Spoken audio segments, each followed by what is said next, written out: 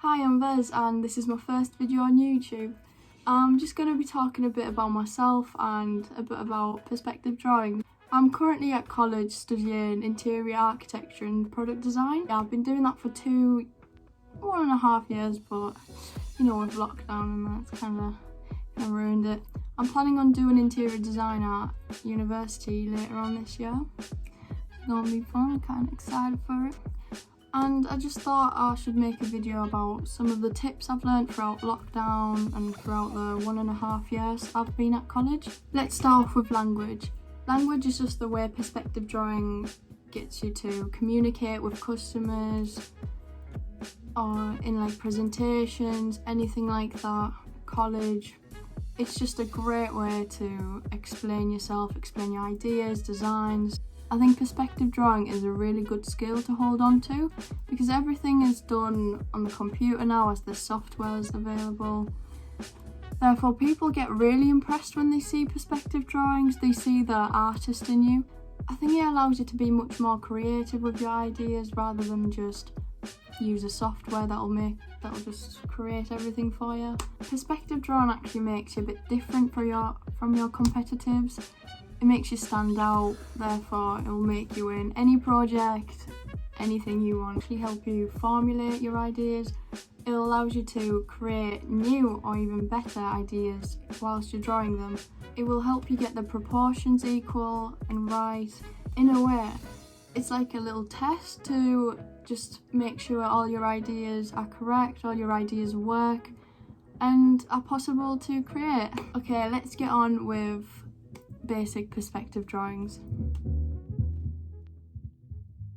You're going to start off with your horizon line, which will give you your vanishing point. The horizon line is just slightly above the middle of the page. This is actually your eye level as well. Here I'm drawing some guidelines which will help me get the 3D effect. So I'm going to start off with a basic shape, a rectangle.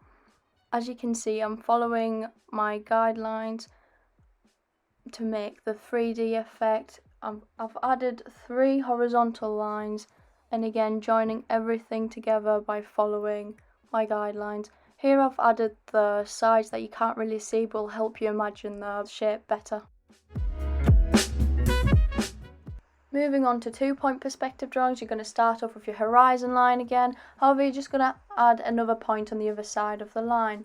And here I'm drawing my guidelines again from each of the vanishing points, and as you can already tell, this is exactly how you do 1-point perspective. However, you're just going to be following 2 different set of guidelines instead of 1 as you did in the 1-point perspective. Here again, I'm just going to draw a basic shape just to get the basics of this skill, and I'm just going to follow the same rule as in the 1-point perspective, joining everything to my guidelines.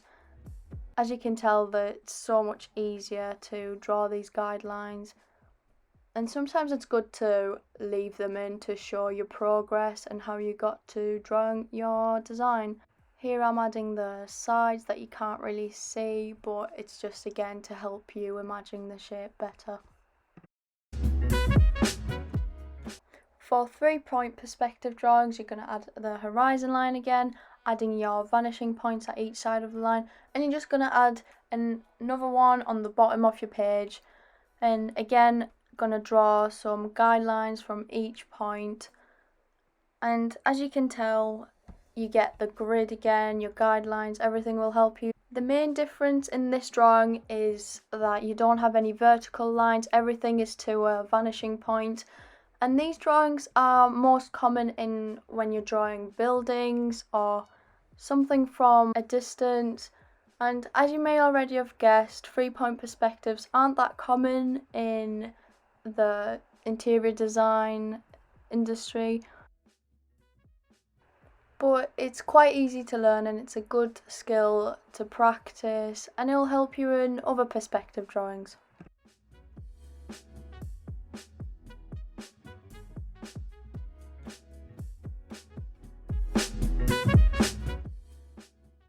Moving on to 1-point perspective as an interior perspective, you're going to draw your horizon line, which is again your eye level line, you're going to draw this rectangle around it, which usually you can use as the back wall of the room. You're going to draw these guidelines, which will act as the corners of the room. As you can see, the dot in the middle is the vanishing point. If you're working to scale, you'd draw this grid on the walls and the floors, and as you can see here, just to get the accuracy of the measurements better, if every square was a metre square, for example, you can see you use where the diagonal line crosses each vertical line as a guide to draw each of the other lines. I've done the same on the floor, as you can tell, and basically this grid will just help you picture the measurements better, as it can get pretty confusing when you're drawing everything, as everything goes from like a much smaller scale to a bigger scale the closer the objects are. Here I'm starting to draw a rectangle again. As you can see, I'm following the vanishing point guidelines as I did on any other perspective drawings, and you can see the idea of the grid on the floor and walls. It can help you just get measurements right, again, picture it better, and just get it to scale.